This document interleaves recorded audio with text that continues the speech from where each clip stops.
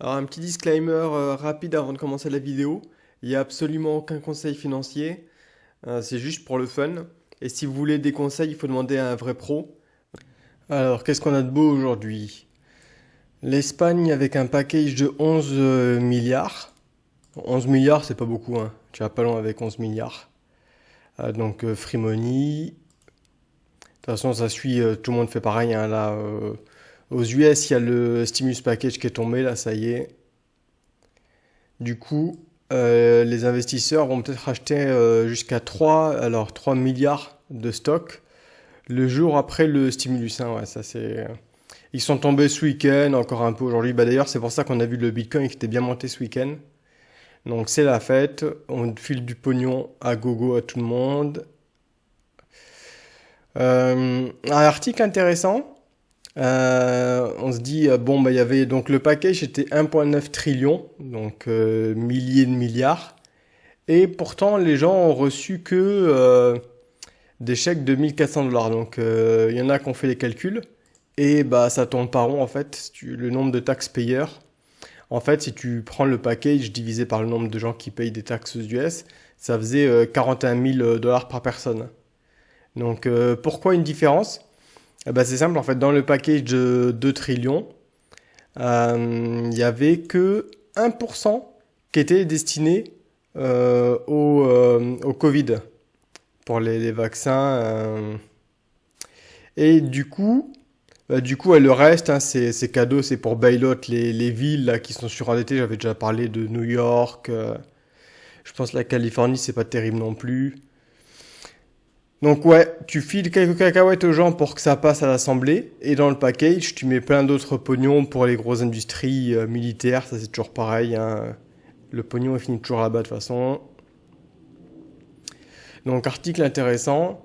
Alors l'Espagne encore, bah tiens, toujours après, l'Espagne avec le 11 billion package.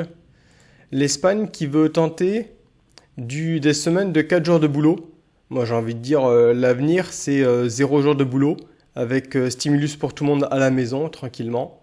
Alors ça tu peux le faire aux US, hein, parce que le dollar c'est la monnaie internationale, donc tu peux imprimer du dollar et acheter avec des trucs de Chine ou d'Europe sans rien foutre, hein. Donc ça c'est quand même la magie du dollar. Ça va être plus dur pour l'Europe, hein.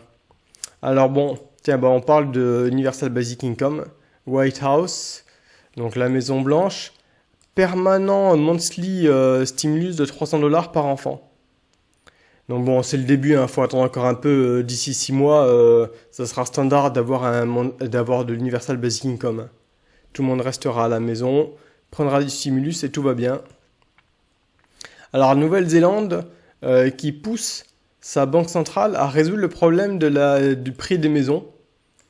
Ah, donc bon, bah, je veux te dire, la solution elle est simple, hein, tu imprimes de l'argent et tu le donnes à tout le monde. Si tu donnes, le problème c'est que les maisons elles coûtent 1 million. Si tu donnes 1 million à tout le monde, il n'y a plus de problème. Le problème est réglé, ça y est. Donc voilà, bah, j'ai résolu leur problème. Je sais pas s'ils me feront un petit chèque ou s'ils me donneront un peu d'argent, ça serait sympa. Alors maintenant que le stimulus package de 2 trillions est passé, on parle de quoi? Bah, on parle du suivant, qui pourra atteindre jusqu'à 4 trillions. Donc c'est l'infrastructure package, hein. Donc c'est bien parce qu'avant on parlait de 2 trillions, maintenant on arrive jusqu'à 4 trillions. Ça permet de ne pas s'embrouiller entre les packages.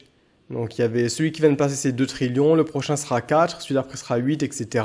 Donc ouais. Encore une fois, le dollar on se torche le cul avec, et pas de souci. Ah, c'est ce que je disais, donc Wall Street qui attend déjà le prochain package, hein. Forcément, on s'arrête jamais. Ça c'est héroïnomane complet, hein. Donc, le fameux infrastructure package, donc on verra ce qu'il y a dedans bientôt. Ouais, alors on a aussi des élus du Congrès qui veulent nous dire qu'il faudrait annuler les loyers et les crédits tant qu'il y a des gens qui ont le Covid en fait, tout simplement. Donc moi je suis pour, hein. Bon après qui paye, qui ne paye pas, je sais pas comment ils vont faire derrière, hein. Parce que le loyer des uns c'est le revenu des autres en fait, hein. Donc bon ça après on va pas rentrer dans de l'économie trop compliquée. Alors bah, du coup, il va falloir payer un petit peu quand même. Et on a Biden qui nous parle d'augmenter les taxes de l'État au niveau fédéral américain. Ah bah forcément, hein, les mecs... Bon, c'est les taxes sur les corporations. Donc ça, et ceux qui se font plus de 400 000 par an. Donc ça, j'ai envie de dire, je m'en bats les couilles, je suis loin de ça. Et les corporations, ça va peut-être faire tanker un peu le stock market. Donc peut-être une buying opportunity, vu que chaque dip est une buying opportunity, ne l'oublions pas. Ah ouais, alors là, c'est la Fed qui nous explique, donc la Fed et la ministre des Finances américaine qui nous explique que les prix vont peut-être monter un petit peu à cause des stimulus, mais c'est temporaire, hein, et ça va pas durer. Ça va pas durer comme le QE en 2008, hein, qui n'a pas duré, enfin qui est toujours pas fallbacké, mais ça on en parlera une autre fois, hein, les trucs temporaires qu'on n'arrête jamais. C'est pour ça que je parlais du UBI. Alors Subway qui s'en va de New York pour aller à Miami. Bon bah classique, hein, un de plus, un de moins, tout le monde s'en va de toute façon. Et la petite blague marrante pour finir, un particulier qui troll l'État français en faisant un don de 40 000 euros avec un petit mot, c'est pour réduire le déficit public. Bon, il n'a pas compris parce que le déficit public, ça se réduira jamais, ça ne fait qu'augmenter. Ça se refinance à éterniser, hein. Mais bon, je trouvais ça marrant, le petit troll sympathique pour finir.